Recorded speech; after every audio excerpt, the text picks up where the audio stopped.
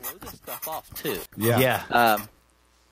And being out here and living out west, where a lot of these occur, I kind of like you guys. I kind of know the lay of the land now. I know what it's like to be here. Yeah.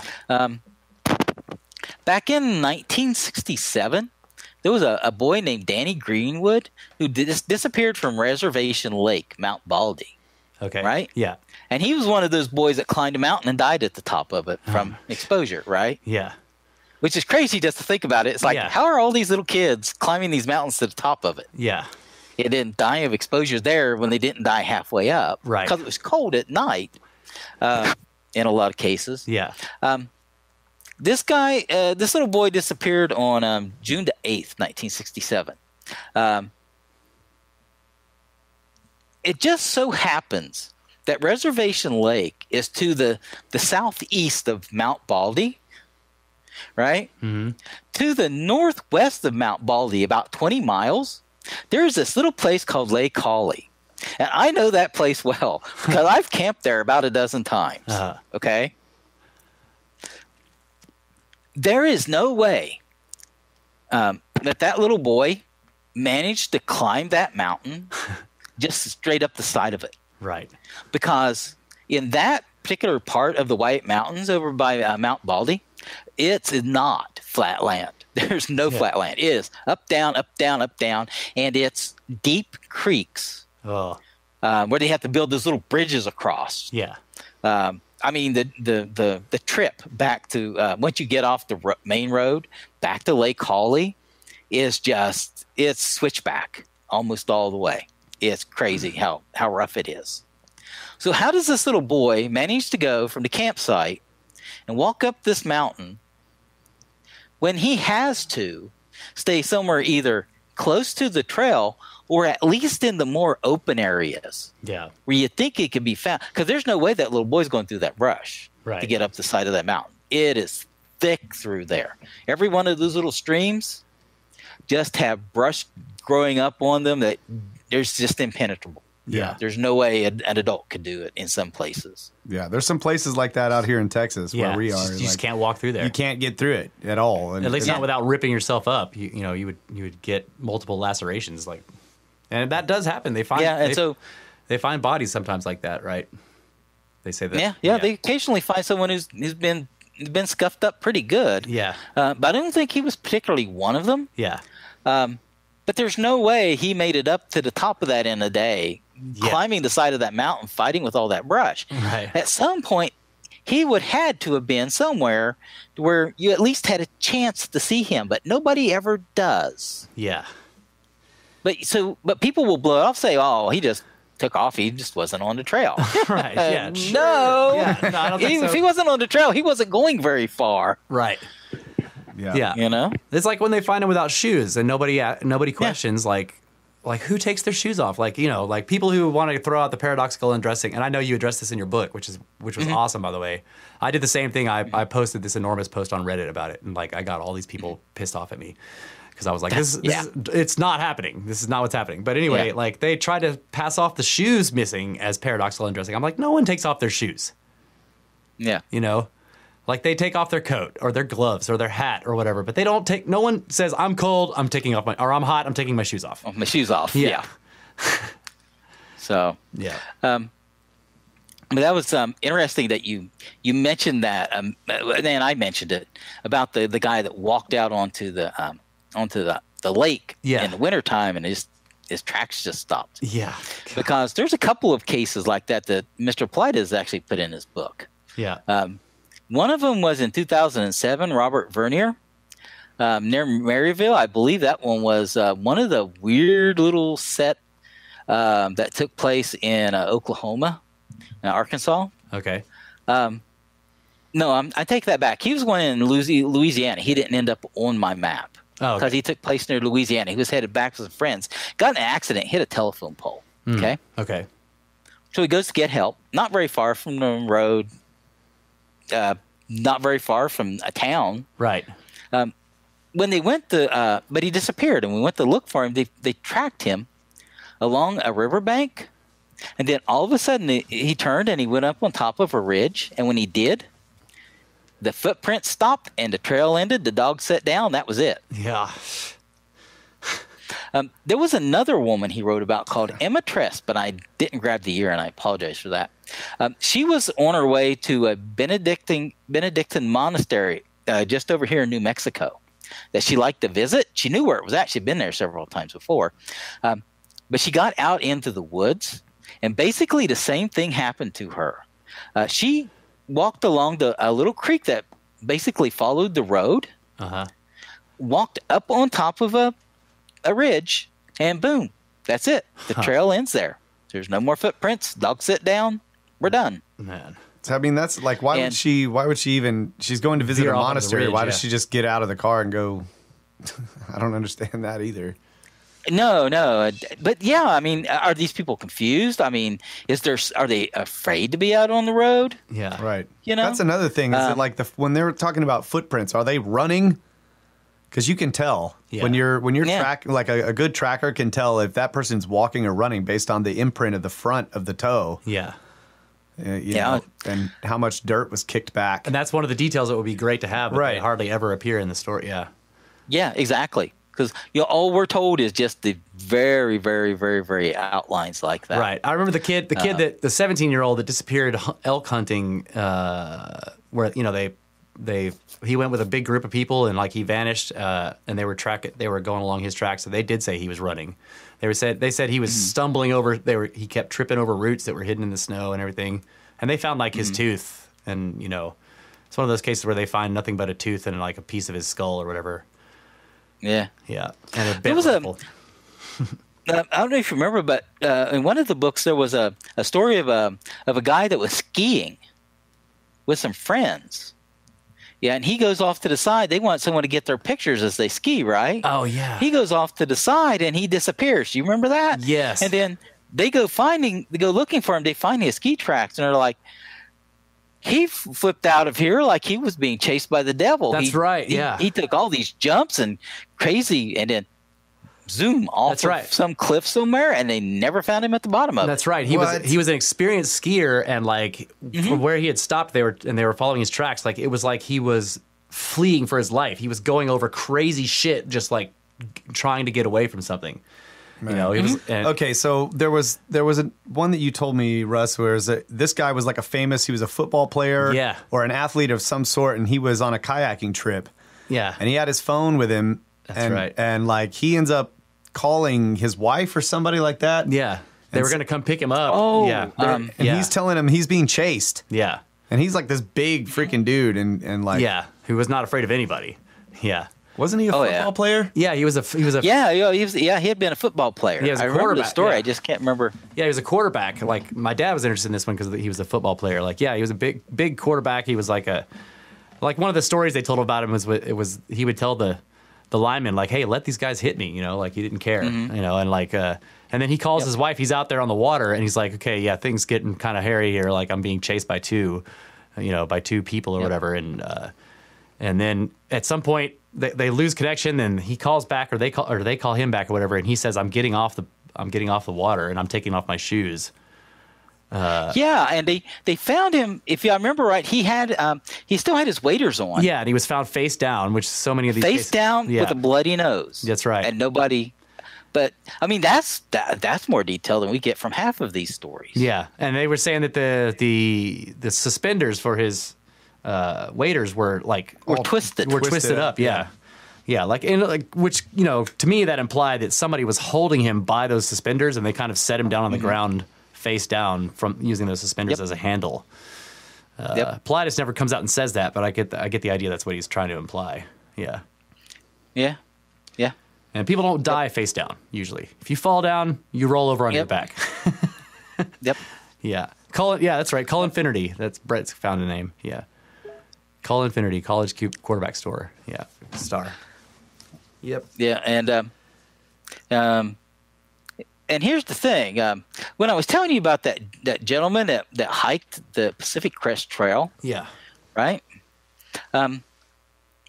It's not like the places he passed through aren't active areas anymore. This is an interesting one because this guy had no way of going anywhere. His name is Alexander Joseph Sevier, and he disappeared the 3rd of May last year. He worked at the Portsmouth Naval Center back on the East Coast in Virginia. Mm-hmm. He was 24 years old. He was a hospitalman. He was seen near his campsite near the Merced River. And then he just disappears. They sent about 30 people, dogs, and a helicopter to look for him at one point.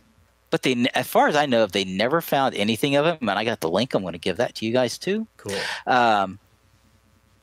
He didn't have a car. Oh, yeah. He actually took a bus into the park. Yeah. And was going to take a bus out, and they realized that he was missing when he didn't take the bus out. Yeah. And his stuff was still at the campsite after he was supposed to be gone. Yeah. But yeah, that's so.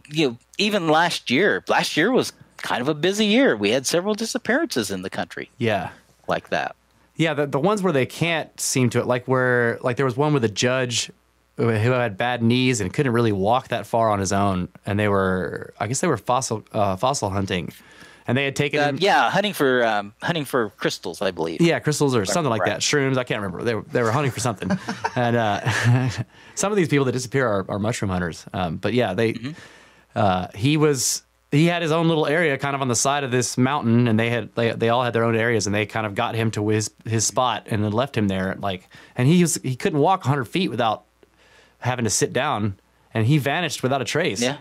Like nobody ever found him. And it's like that guy couldn't go anywhere. It's like he couldn't walk, So yeah, those cases where it's kind of impossible for the people to disappear like that are also very interesting. Yep. Yeah, there's definitely something going on, and you can't. I know people do it because they don't want to believe, or it's kind of natural to be somewhat of a skeptic. But there's something more going on here, and we really just do need the way to start really getting some heavy information about what's happening in these cases and what's happening in these searches. Yeah. We've got to get some better details on all of this stuff. Yeah. And like Politis says, the FBI probably has a lot of those details because they send their profilers but they won't give it out. Whatever it is. And I know somebody who works in the FBI now as she's part of the emergency response evidence team. Like she comes in there and does, but she says that they have these massive databases of evidence that they won't.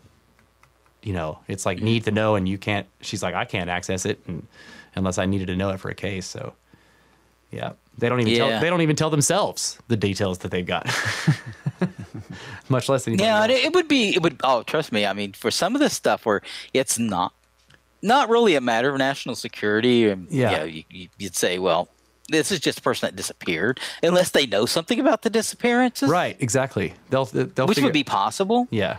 But even that could be redacted, and they could give us some of the information. Yeah. But wouldn't you say, I could easily see how you could speculate that, like, if they had data that if it were public, it would sort of become widely known that there was a super predator that was taking people by the hundreds every year and without a trace, whatever, and doing who knows what with them, that kind of would be a national security problem because people would flip out. About that, yeah. Yeah, and here's the thing too. If you think about it, it's not the rangers in the field, right? That we we look at askance because they really are, like Mr. Politis says, they're good people. Yeah, they know what they're doing. Yep. They've probably worked there unless they've been transferred for years and years. Yeah, they're as helpful as they can be. Yes. That's not where the problem lies. The problem in our government lies in Washington, D.C. There are people there who make six-figure salaries, and they get to live in the suburbs and send their kids to a good school and drive a Mercedes. Yeah. And they're not going to give that up. Right. That's right. Yeah. Would you? I mean, I'd be kind of slow. money's one thing, but when you have like that kind of money shoved in your pockets, you might just want to go ahead and keep your mouth shut. Right. And I love it too. I see, like, you see sometimes in the comments on these stories online when somebody starts talking crap about the NPS, the National Park Service. Somebody always comes on there and goes like, "Oh, they just got their budget massively cut." And I'm like, dude, they have millions of visitors every year who pay to get in, and they get a government budget. So don't tell me that they don't have any money. You know? Yeah. Like the estimated visitors to the National Park Service in 2016 or whatever was enormous. And if each person is paying to get into the park, that's a lot of money. You know, I mean, we're talking like, I can't remember what it was, 80 million, something like that, or more than that probably, of people who visited the park. So that's an enormous income across the entire system, plus the $2 billion in government, funding that they get. So them whining about not having enough money to set up a database is just like, I'm just like, whatever. Yeah. Come on, you got a database somewhere. Right. You've got a computer somewhere. Yeah. You've got some information on it. You at least know how many in total. Right, but they don't want to they don't want to disincentivize all the people from keep coming to the park. Yep. Yeah. Yeah, because like I said, there's somebody there that they get to sit in Washington D.C. in a heated office, an air conditioned office. Yep. They make good money, and they don't really have to do anything. They're not going to say nothing to us. Like if somebody was like, "Hey, Russ, do you think you could run the national park system?" I'd be like, "Yeah, I could," because it's not hard. I mean, like they don't even have. It's not like they have massive facilities they have to maintain either. Like, what, you need to go rake a trail every once in a while? It's not like they have enormous costs. Overhead costs. And then they farm out all of the vendors, right? So the people, the stores on the parks are actually paying the park system to be there, and they handle all the employees and the stocking and everything like that. So the park system doesn't have to do anything but they just collect money from every side. Yeah, that's why it costs $5 for a microwave burrito. Right? Yeah, yeah. But I don't blame the vendors. They're just doing what they can. But the park system. They don't have to do anything. They don't have to maintain that store. They don't have to make sure that the stock is there. They don't have to worry about the employees because all that is done in-house with the vendor. The park just collects money.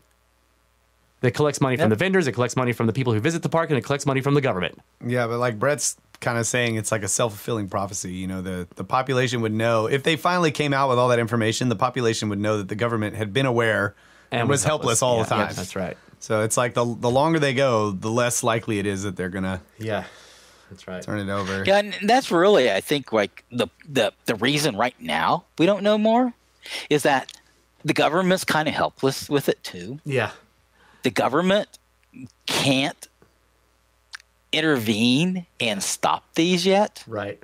We just don't. We're not there where the government can go and retrieve somebody and knows how to do that. Yeah, and they might be a little more willing once they can to start, declassifying stuff, but they're not going to in the meantime, because in the meantime, it just empties out the parks. Yeah, right. Exactly. Because who's going to want to take their kids out and to disappear? Yeah, there's also the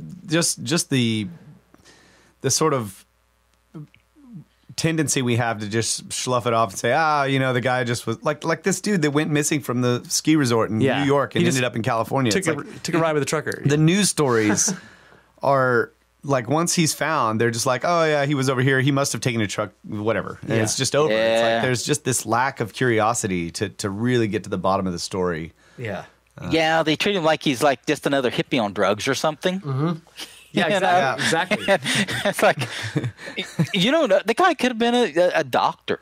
He was a fireman. Goodness. He's like getting drug tested. He's not on drugs, Yeah. Yeah, but I mean, I would start with the simple thing is like, who at a ski resort, like you're at a ski resort and some guy just walks up to you while you're leaving and is like, hey man, can you just like take me to California? Yeah, as far as you can go. And I have as far as I get from here, can you just like drop me off the ocean somewhere? It's like, that would be odd. I would be calling somebody and saying, hey, can you check this guy out? Yeah, and like nobody, the hospital or something, and nobody comes forward. Like nobody came forward and said, yeah, I picked that guy up at the ski resort and took him as far as this place. Like no one ever came forward to claim that they had given him a ride, and like he left without like all of his stuff was in the lodge, like including his wallet and his ID. Like he was you know, like, I mean, if you're going to just kind of bail like that and go to California, like, you would at least take your wallet. Yep. So, yeah, he didn't have anything. Yep. Yeah, and we do it pretty much no matter what. On June the 7th, 2016, over here in the Dalton Canyon picnic area in Santa Fe National Forest in New Mexico, a guy named Elliot Wolf disappeared. He's a famous songwriter. Oh. He worked for Paula Abdul. She mentioned him online about him disappearing. Huh. That's one of the new ones that I have. But you don't hear about that on the news or anything. Yeah. I mean, we blow it off. We blow it off no matter who it is. And Yeah. the guy's a millionaire. I mean, I can't imagine he would go out and want to, commit suicide in it's like in a forest like that. It's like nobody that guy said anything. That guy in Australia, right, who was part of that big tech firm or whatever. He was doing real well. They were over in Australia to have a meeting, and he kind of went outside to call his girlfriend, and then suddenly he realizes he's lost. But he's still on the phone with her, and then he calls his friends, and he's like, "Yeah, I don't know where I am." They were kind of in a country club area, and he had been walking on the little paths and shit, and then like he was like, "I'm lost," and because the sun had gone down while he was on the phone. And then his friend said that he said, "Oh, okay, I see a light up on the hill there. I'm gonna go follow that." And then they never saw him again. And there was a huge search or whatever. They found him, I think, months and months later, like way the hell away from anywhere, way down in this down in the outback, basically. Yeah. Yeah. I remember that. Yeah, and he was a wealthy, same deal. He was a wealthy guy. He was like part of this big tech company, and they were doing all these great things and everything. And he had a beautiful girlfriend or a fiance or whatever. Just like there's no reason for him to wander off and kill himself. Yeah. But it doesn't matter how much money you have. If you go out and you disappear in the woods, they're going to ignore you just like everybody else. Money doesn't have anything to do with it at all. That's right. Yeah. So, and that's the sad part is so just the inertia of just it not getting any resources, not getting enough resources, not getting enough eyes put on it. Yeah. I say it in my book, and I'll say it again. I just wrote that. I just threw out the ideas that I had, that I saw, that I found. Right. And my hope now is that somebody else is going to come along and pick it up. Pick it up, run with it, take it, maybe help start getting some more information and talking to people more, and a website, something. We need somebody. We need one person can't do this. There's just too many. Right. Yeah. Right. I mean, there's just too many in every 10 years that disappear. No one person could cover all that. That's just in this country too. I mean, it's a global phenomenon. Yeah. And so there's got to be people that take enough interest in this, and I understand. I have absolutely nothing against him, and I've never had really a negative interaction with Mr. Politis. I understand that there are some people who say that he's difficult or whatever. Yeah. I don't want to get into that. Right. Because it really, at some point, has to stop mattering whether or not any one individual likes, the direction that this stuff goes. Right. We just need to get the ball rolling. Exactly.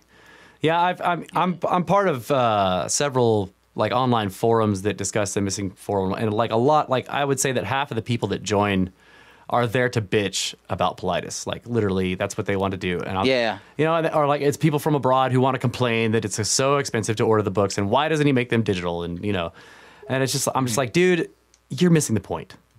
Like we are here to discuss this missing persons problem, and you want to come in here and talk about Politis. And Brett wants to come in and make a comment real quick. So go for it. Yeah, come on, Bo. So as we were setting up for the interview a couple weeks ago when we first made contact, I went and I read some of the reviews for your book on Amazon. Yeah. And I started laughing hysterically because there's 2 5-star and 2 1-star. And the 2 1-star reviews, all he did is rip off Politis, and this is nothing new. And I was like, did you guys even read the book?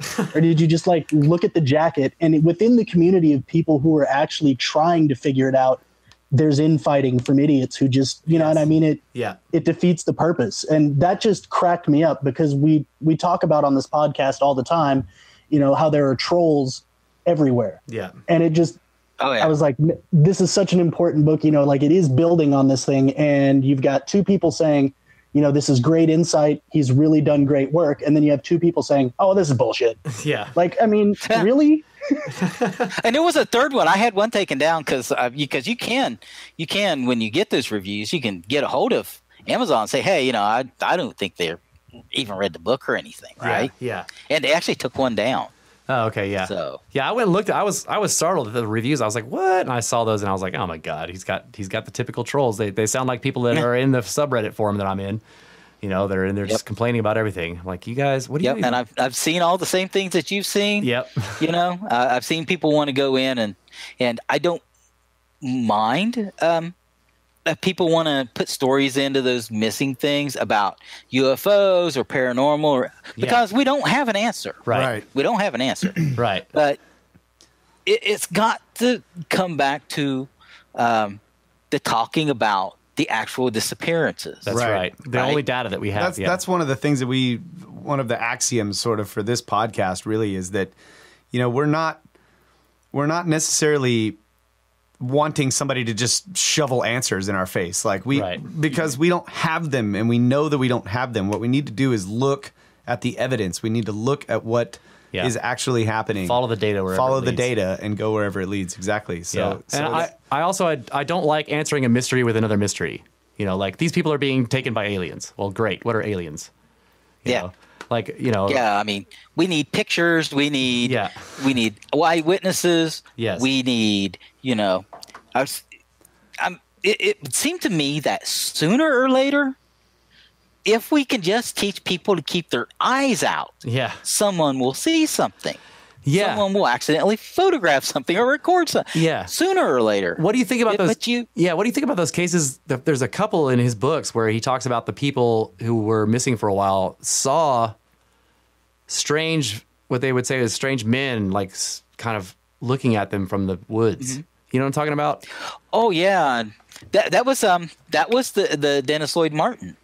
The couple with their son went to look for bears. Yeah, there was that one. And they went up one of the other areas and they heard this unearthly scream, they said, and looked up, and the boy said, "Look, Dad, a bear." And the dad's looking at him, "That's not a bear. It's got something tossed over its shoulder." Yeah. Yeah. Right? Oh man. That's right. It had something. And then there was the other case. It was similar like that.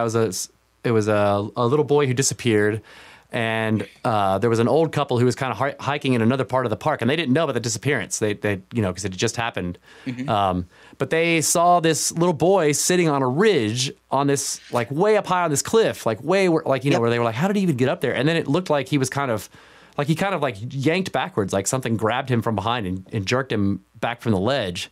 And then when they went home that evening, they saw all the news that there was this huge search for this boy. And then they called. I remember that. Yes. Yeah, that they had seen this boy way up on this, and it was like on the other side of the park. This is during the search. But there's some cases of people who actually see men, like what they call people, or like kind of like what Colin Finnerty said. Yeah, that there were men in the woods. Sorry, go ahead. Oh, I'm sorry. Yeah, I was going to mention, if you remember, when it came to the Dennis Lloyd Martin, it was Mr. Paulides that talked to some of the park rangers, and one of them told him off record.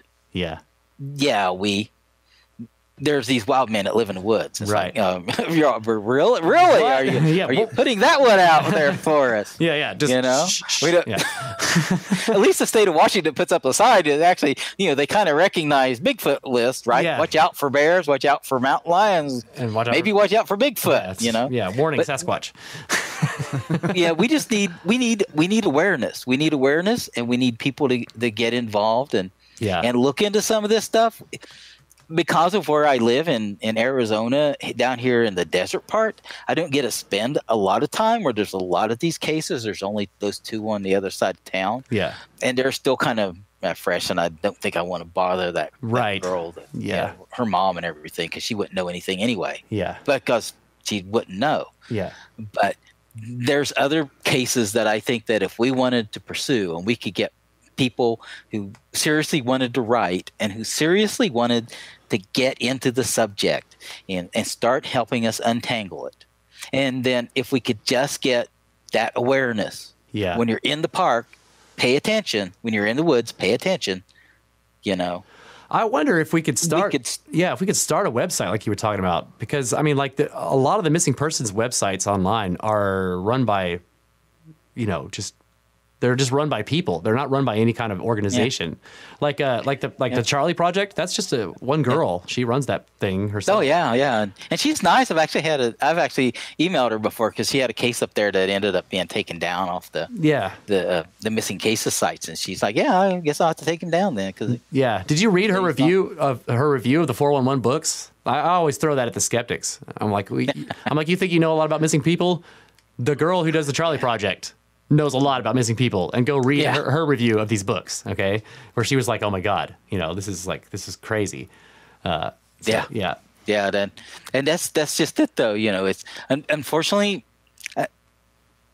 I understand Mr. Polite is wanting to keep the price down and making it local and, keeping, because they're his books. I understand. I know there can be some shady websites and, and people try to, get something for free all the time, just literally all the time anymore. Yeah.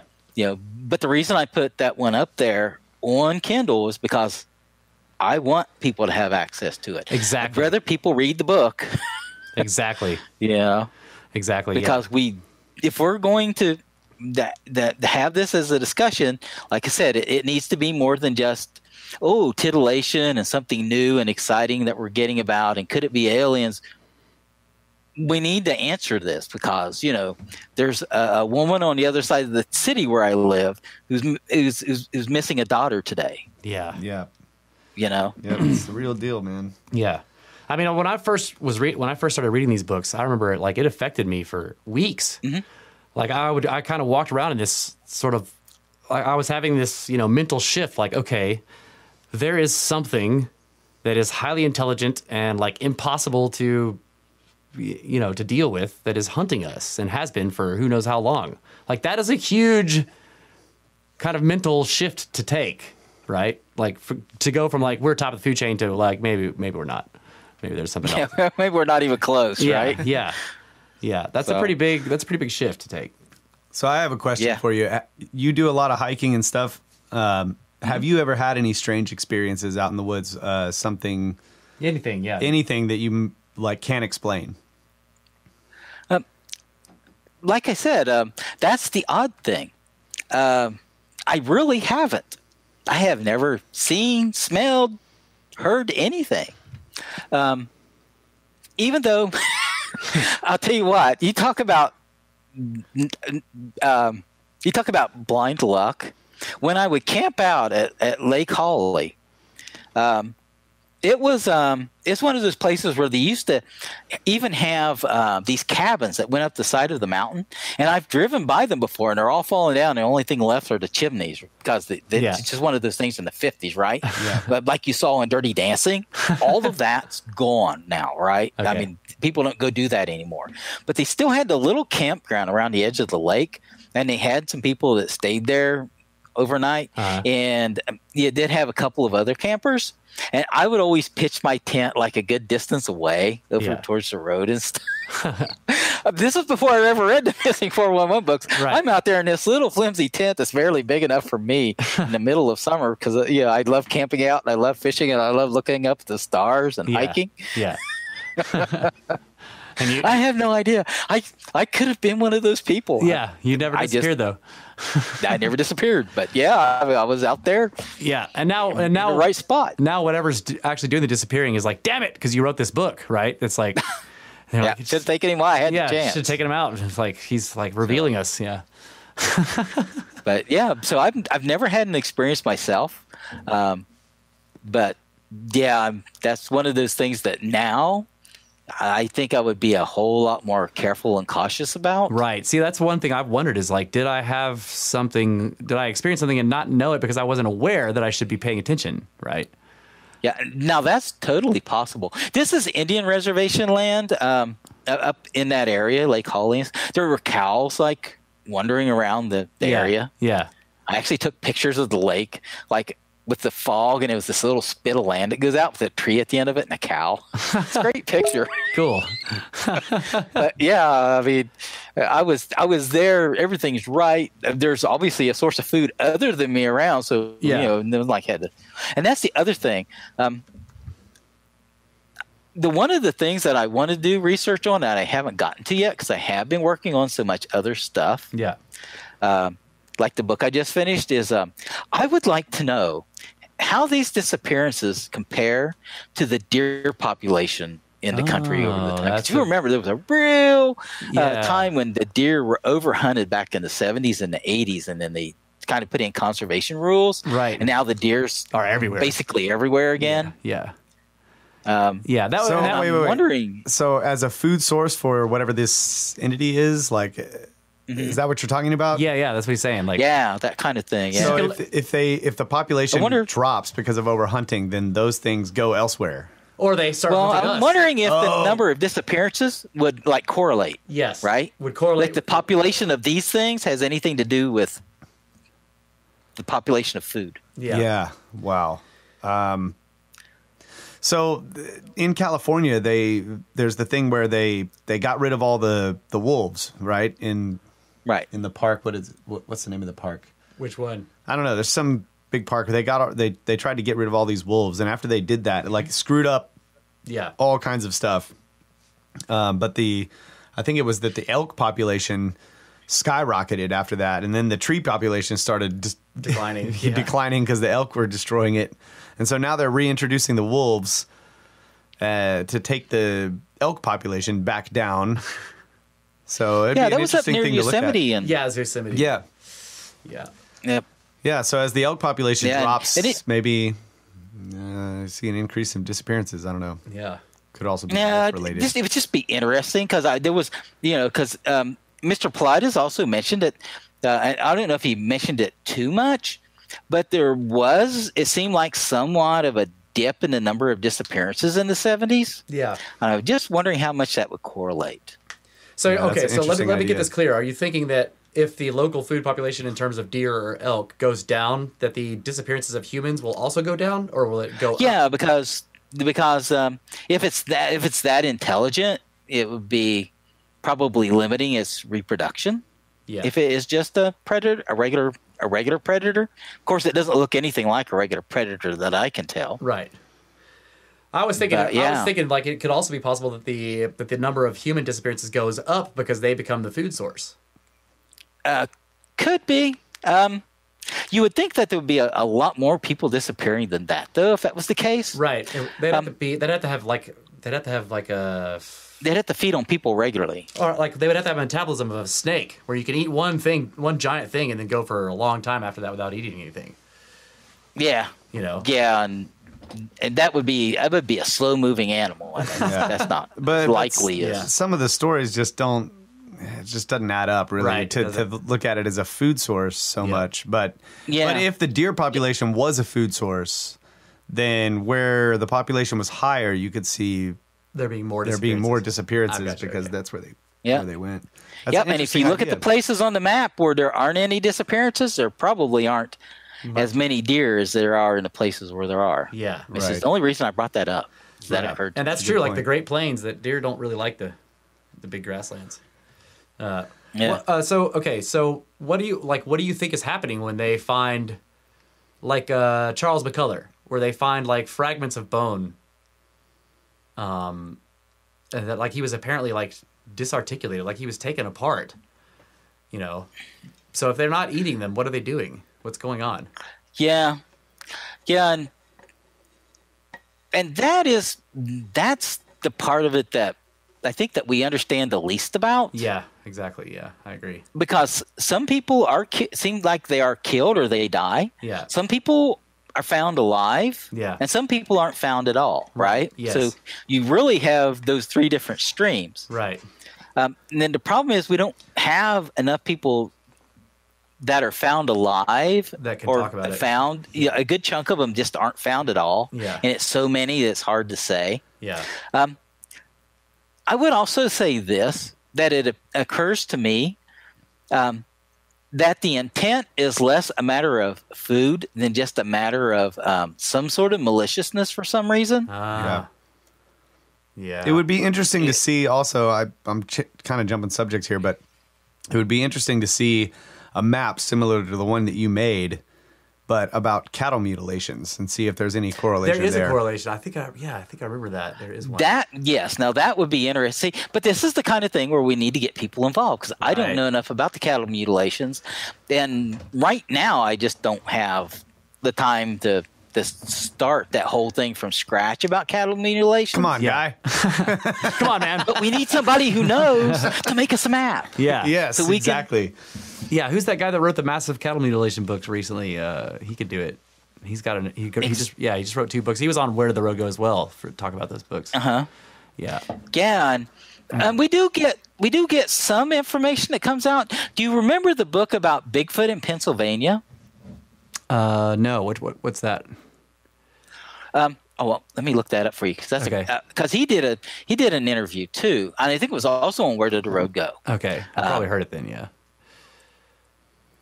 But he was talking about how they were talking about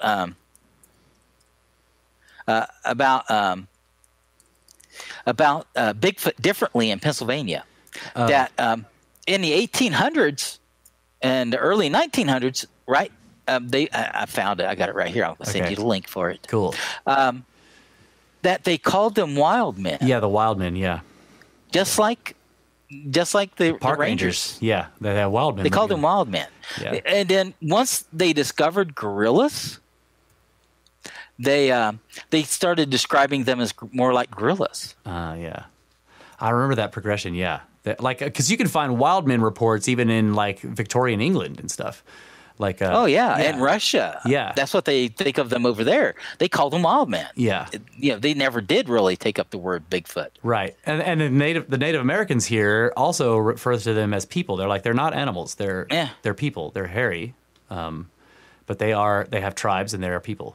Like, Christopher O'Brien, that's right. Yeah, Christopher O'Brien is the guy that did the cattle mutilations books recently. I may maybe contact him and see if he can get a map. Yeah, that would be awesome. If we can start getting data and just cross-referencing it, yes, that would give us even more of a pattern, so we can squeeze down into areas where this is really not just clusters, but a little bit larger of an area where, so what happens in here happens pretty regularly, and then we can start talking to people and saying, okay, so what happened here? What happened there? Right. We've got like almost Mr. Politis gave us basically just like a huge canvas, right? And it's got like 4 lines drawn on it. Right. That's right. And that's it. Yep. We need to fill in the rest of the canvas. Yes. And I think I was saying before, I think that we could start, or whoever, I'm not necessarily us, but somebody could just start the website. And then, as long as it was done correctly, like search and rescue people would start to learn about it. Like, I can go on this website and sort of give data, because they do want to share their data. Because their goal is to help people who get lost in the woods, and like sharing data is one way to do that, right? But right now, there's not a resource for it. So, yep, and they do have to where the SAR leaders and some of the more experienced people get together and have conferences. Yes, they have Mr. conferences. Plight has spoken at them before. Yeah. And then, we just need somebody who's got the resources to be able to tap into this stuff and start taking the ball and seeing where this goes. Have you read there's a blog of a search and rescue guy. His last name is Mahood. Online, he's been involved in a bunch of searches, and he actually is annoyed that there's nowhere to give his data, because he has all these maps and all this stuff of where he's gone looking for, because there's a couple of cases where they didn't find the person who was missing, and he still looks for them like years later. I've heard of him. I've seen some of his stuff. I don't follow it regularly, but yes, I've seen that exactly where he was talking about that, being frustrated about it. Yeah, and it is that is a fascinating blog for anybody who's interested in missing persons cases, because this guy goes out and bushwhacks around looking for them. And there's this one guy he went looking for in the desert or whatever that they didn't find during the big major search, that he is still looking for over a decade later. And he's got all these maps of everywhere that he's gone and in the area, and And he like sits there and he like writes these enormous articles on what he thinks is going on and like how the cell phone, you know, because they got a ping from the guy's cell phone, but he thinks it might have bounced off of a cliff wall and like, you know, like gave the wrong location. And yeah, Tom Mahood is that. Yeah. On the other hand, I've read that particular article you're talking about. I remember reading that. Yeah. Other hand, he's like, well, where'd the guy go? Yes. Yeah. He still hasn't found him, and he's like, I don't know. I don't even know where to search now. And like, I think that that's a missing 411 case. That's why he hasn't been able to find him, because it's not just a guy who got lost. Yeah. Yep. So, you know, I wish I could have afforded to do some of this stuff. I would be glad to pitch in, but yeah, we definitely need to get some people to get started, at least thinking about, and trying to consider where we need to go from here, because you know, I've been reading to you cases from last year. I gave you like 3 cases just from last year, one from the year before, a couple from the year before that. That's not all that I have. Right, just from the last few years since I wrote that book. It's still happening, is what you're saying. Yes, and it's like, still happening. And Politis implies a couple of times that it's actually ramping up. He's like, it seems to be getting like, it's either the reporting is getting better, or there are more cases. Yeah, and I think it's probably a little bit of both. Yeah, I think it probably is, but because it's hard. It is hard to, because I'm from a small town. I'm from Portsmouth, Ohio. Yeah. That those old newspaper articles, they're mostly online now, and most of the pages are there. Yeah. But if you really want to do a thorough search, you got to go to the Portsmouth Library, and you've got to plop yourself down at the desk. And you got to grab a big stack of these old papers that are all on these wooden rods. Yeah. And you have to flip through them by hand. Oh, so they're not even. It's not even microfiche. It's still on the wooden rods. Yeah, that's hardcore. Yeah, some of them are. Some of them. They keep them like that for so long. Yeah. To tell you the truth, I'd almost rather have the hand ones than have the microfiche. I've used that before. Yeah, that's because I've searched for stuff, and that thing's a pain. Yeah, it's brutal. Find the pages and everything. Yeah, and it starts to hurt your eyes and everything. Like, I hate the screens on these things. Yeah. Yep. So I had another question. Damn it, I lost it. Man, you got me like just talking with you today and listening to your podcast with Where Did the Road Go is like got me thinking about this whole thing in a new way too. And I'm like really into looking for arrowheads. We were just out on a ranch where there's this huge Indian mound, you know, like a refuse mound, and we're digging in it, and me and Russ we're trying to figure out like, how did they build this thing, and what is it? Like, what are we digging in? It's just this massive pile of rocks. Yeah, and it's got artifacts and all this stuff, and we can't figure it out. It doesn't make sense as a cook fire. It's like, what? It's enormous. So I'm thinking about the whole thing with the missing persons and the wild men and all that in this context of like, okay, if these are wild men or something and they're living on the land, there should be signs like they have to have tools. There has to be something, you know, some way that they live if this is like not a supernatural thing or high technology. Yeah. So that's kind of got me thinking about it. Like these places where people go disappear, like where they disappear, are there old, you know, ancient mounds, Indian mound camps and all that kind of stuff around there? Is this a place that has been inhabited for a long time? That's a good question. Because we don't, you know, really, when it comes to these arrowheads, these stone artifacts, we don't know who made them. Yeah. I mean, like, seriously, if there is Bigfoot or if there are other, you know, intelligent hominids walking around in the woods. Yeah, they could be making them. They could have been making them. It could have been their stuff. And granted, there have been, you know, human skeletons recovered at some of these places, but right. But like they could have been could have been disappearances. Yeah, that's right. I can tell you this much. I can give you an interesting tidbit because I've traveled around the state of Arizona considerably, and I've been to a lot of these places. I've been to Tutsagut, I've been to Montezuma's Castle, Montezuma's Well. I've been to Waputki, which is way up on the other side of Flagstaff. I've been to the ones out by Lake Roosevelt, which were Sinaloa. So I've traveled around and I've looked at these, and I can tell you this much: it's really odd. If you look at even up in the northern parts of the state where there are trees, because people, they forget there's a huge swath of trees across the northern part of Arizona. The White Mountains are all, the highest peak, Humphreys Peak, is like 12,600 feet. That's high altitude. There are forests up there. There's elk, there's deer, there's mountain lions, there's bear. Very few of those Indian ruins are actually built inside the forest line. Yeah, I remember. The vast majority of them fall outside of the forest line, including Waputki, and it's a huge one. It's actually like two sites that are really close to each other. They're a couple of miles apart. But even those are built a couple of miles on the other side of the forest from Flagstaff. Yeah, so there are old legends, from the Native Americans that said there were like these red-headed giants and stuff that they fought with. Yeah. Didn't get along. And I wouldn't be so quick to blow that off. Yeah, we don't at all. Yeah.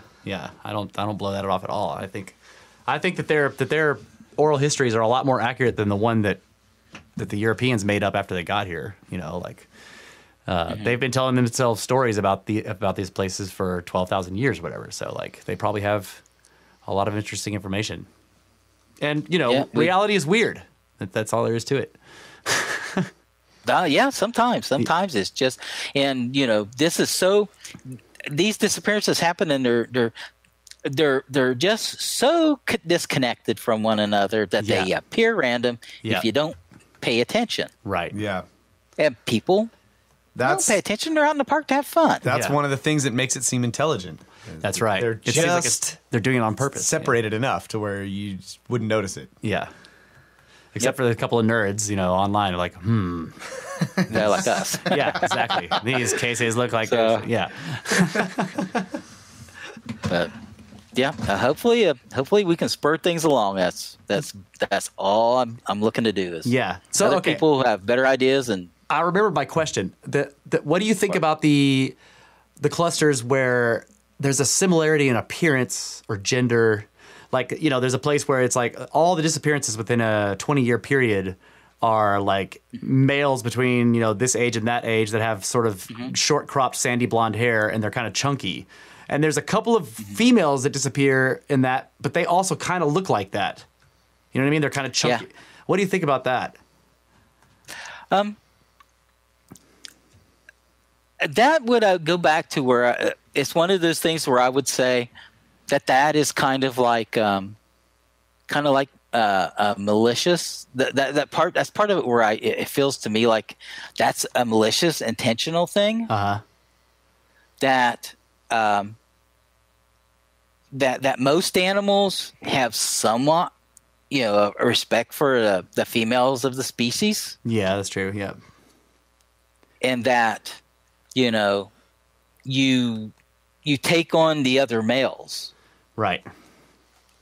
And being even if it's a cross species like that, if it's something that's thinking in that traditional way, or that natural, instinctive way, that would make sense. And there's a couple places like that.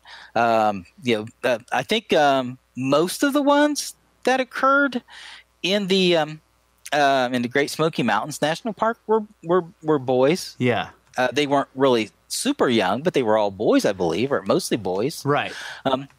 And then the most of the precursors to the Oklahoma and Arkansas, which we didn't really get into, were mostly boys, except for the first two, I think, which were girls. Now, see, did those? Where they disappeared near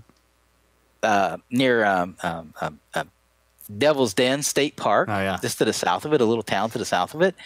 And then over like the next 20 years, it's like the disappearances started, moved southeast from that. And then he made this big counterclockwise circle, ending up in Devil's Den State Park. Again, yeah, right.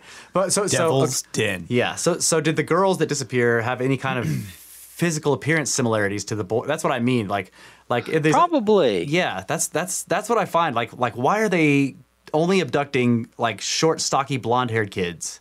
that are male, and then they got a couple of females, obviously by accident, because from behind you might mistake that girl for a short, stocky, blonde, guy or whatever. That's or a thin boy, yeah. Yeah, I find that to be very weird. Like, in other words, that's more than just predation. Like, why are they specifically going after those appearances? In that case, though, like I said, it's because we don't know more, because we don't have insight into some of this stuff. Yeah. It's hard to tell whether it is a matter of that being instinctual. Yeah. Like we think of people, people in train wrecks, have been known to be drowning but hand their baby up to someone else, right? Because your instinct kind of takes over at a point. We don't know if this is like that kind of normal instinct, but that would also kind of be a social instinct. Yeah. So it's base, but it's still not base like a bear or a mountain lion would be, right? Right. Because people aren't really attacked by mountain lions very much, right? But when they do, they don't seem to the mountain lions pick. They don't care. They're doing it because they're hungry, and that's the only reason. They are equal opportunity killers, right?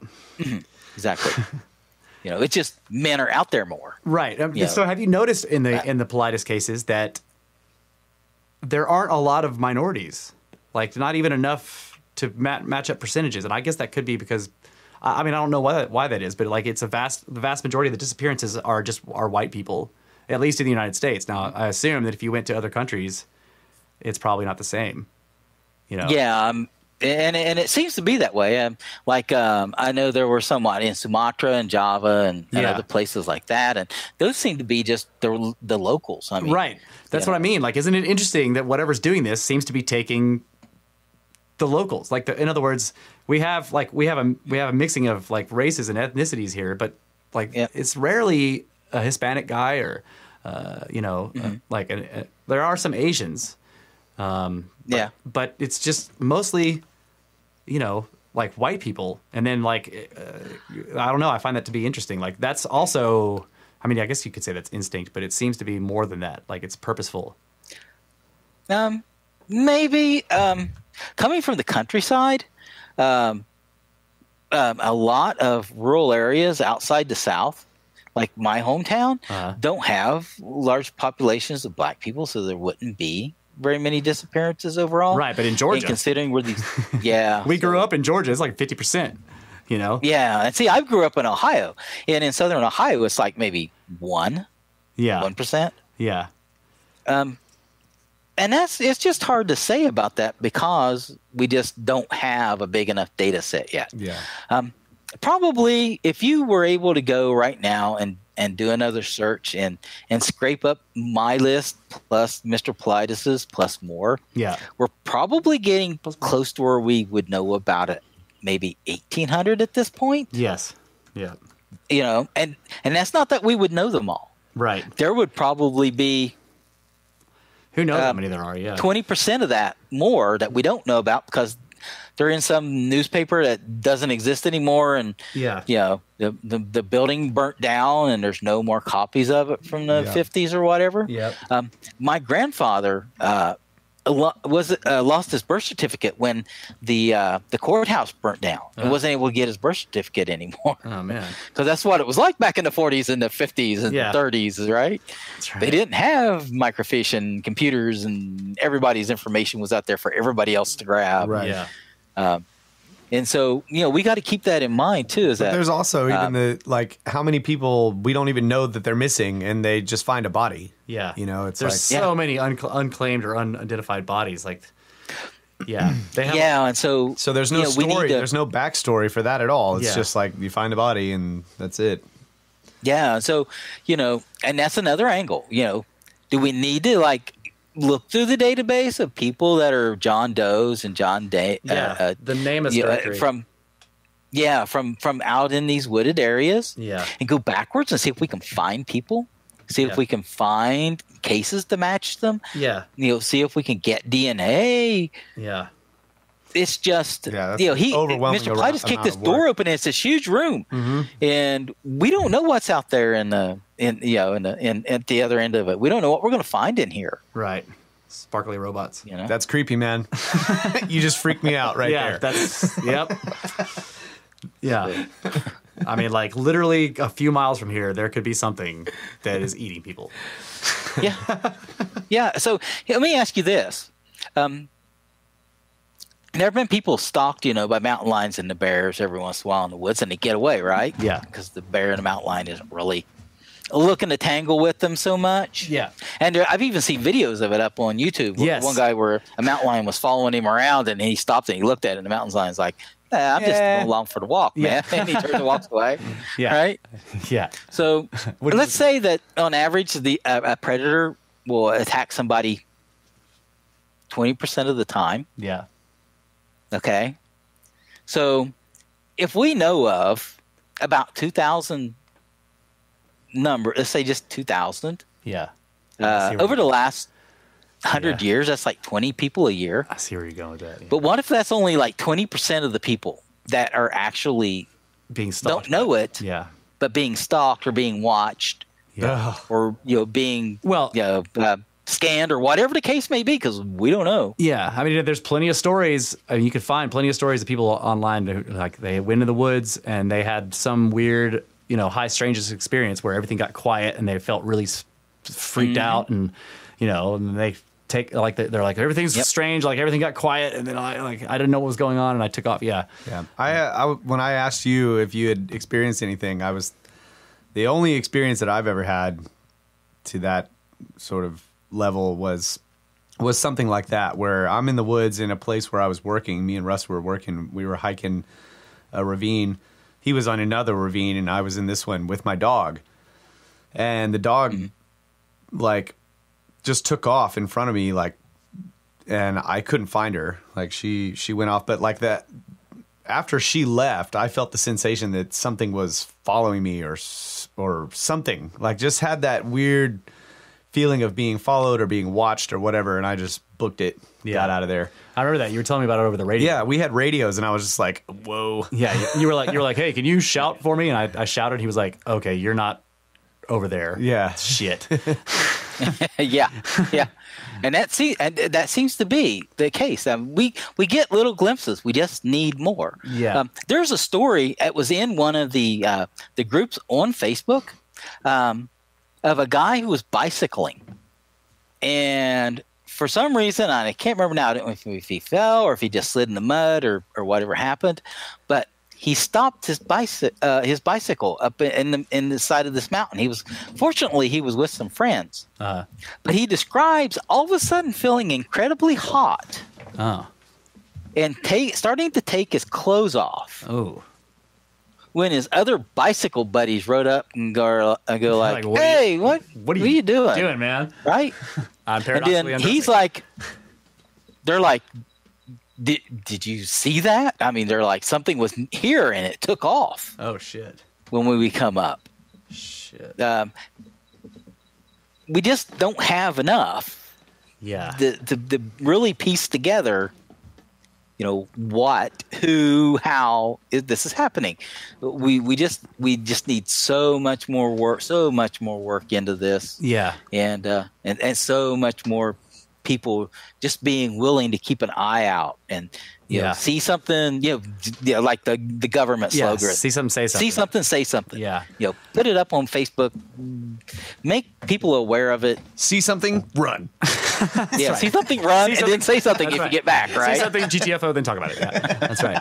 I remember looking at the list, like in Devil's in the Details, that book that he published. I think it's the 4th one, but there's a big list in the back where he lists all of the cases that he's got so far, and like kind of gives like a little bit of data about them, how far away they were found, if they were found or whatever, and the dates, right? And I remember I looked at that list and I was like, I wonder if anybody's ever tried to correlate these disappearance dates to astronomical phenomenon or like lunar cycles, or Yeah. That would also be interesting. I mean, is it during certain times of the? I would say it this way: if you don't have to be like some big brawly hunter. who's going to drive 30 miles out in the woods and then hike another 20. And he's out elk hunting with a 22, and all he takes with him is a Snickers bar and a water, right? Yeah. In Yosemite Park, if you want to disappear, go there on a Wednesday afternoon by yourself, park at the far end of the parking lot, lock your car, and get out on the grass. Right. That's it. Because most of those disappearances happen right around those buildings. Yeah, that's right. That's crazy. That's like you said. Which is bold. crazy and insane all of itself. Yeah. Bold, like you said. Whatever's doing it, it's bold. It Just go to the suburbs of LA and just stand there for a minute. Yeah, well. Different kind of distance. Yeah, that's a drive-by. We know what that is. So. Oh man, this has been great. Yeah. This is we're well over 2 hours though, so this is Oh yeah. Yeah, but this has been a fascinating, excellent conversation. Seriously. Oh, thank you very much. I have had a blast. Like I said, I did that interview with him with Soraya, and because of technical issues, we really didn't get to go everywhere that I wanted to go. Yeah, and I appreciate being able to get some of this stuff off my chest. Hey, man, that's why I put that map together last winter, because we just need to get people involved. Yeah. I'd actually like. I think that there's much more, like you were saying, there's stuff we didn't go over. So I would be willing to have you on again at some point, maybe another, another month or two or whatever. We get you back on here and keep going, because like this, I think this subject is extremely important. I mean, people are disappearing, and something is doing it. So I would be totally willing to have you back on here again to keep talking about this, to keep coming up with ideas and stuff. So we'll talk about that in email and see what we want to do. Yeah, that would be great. Give a plug for your site, books, your Facebook site, your books, so whatever you want, man. Go for it. All right. So on Facebook, all you do is you can just go search. You don't have, not my personal site, just Tom Spriggs. My last name is spelled Spriggs. I have a public page there on which I just put books. I just put that map. I just put stuff relating to the work that I'm doing, so you don't have to worry about running into anything else on it. The book, just go to Amazon.com, look up Into Nowhere. Yeah. And it will pop up as one of the first ones. I keep the price down. I only charge like $7.99 for it. Yeah, so it's very reasonable, yeah. And like I said, it's just because I want to get it out. I want people to read it, and I want them to know. Yeah. So. Cool. You have a print version and the Kindle version, right? The print version, they rejected, and I need to work on it. But I was working on that other book and the map, and I haven't had a chance to fix it yet. That's coming soon, That's though. right. I remember you saying something about it. It was something about all the graphics you have in there. Is that what it was? Yeah. Well, no, they for some reason, something got messed up in the pagination on it. Oh, okay. And I think that's what they really got me for, more than the maps itself. Yeah. Yeah. So. All right, folks, we'll go. If you read the book on Amazon, write a great review for him and a review about why somebody else is an idiot for saying he's just stealing from Politis. That's what I was going to say. There you go. Give him a good review, folks. Yeah. It's been a pleasure. Yeah, it has been a pleasure, man. Thank you, gentlemen. I appreciate it greatly. And you have a good evening. You too. Have a good night. Thanks a lot. Bye. Bye. All right, folks. That's it for this episode of Brothers of the Serpent podcast. We thank you for listening. That was Thomas Spriggs. His Nonstop. Book, Into Nowhere. Yep, a nonstop episode. No breaks. That's right. No breaks, nonstop. I didn't even notice. It was freaking awesome. Fantastic. So, yeah, you can check us out on the blog at brothersoftheserpent.blogspot.com. You can email us at brothersoftheserpent@gmail.com. Go on iTunes, Stitcher, wherever. Give us some reviews. Everywhere. Go visit Spriggs' site. Yep. Talk to him on Facebook. Make some comments. Download his book. Check it out. He's obviously give his book some good reviews. Yeah. Because, like trolls. Yeah. Got to beat the trolls, guys. But yeah, that was a great conversation, man. Yeah, it was. It really got me thinking. So. Yeah. All right. Thinking I'm never going into the woods again. That's what I'm thinking. Because of snakes. Snakes.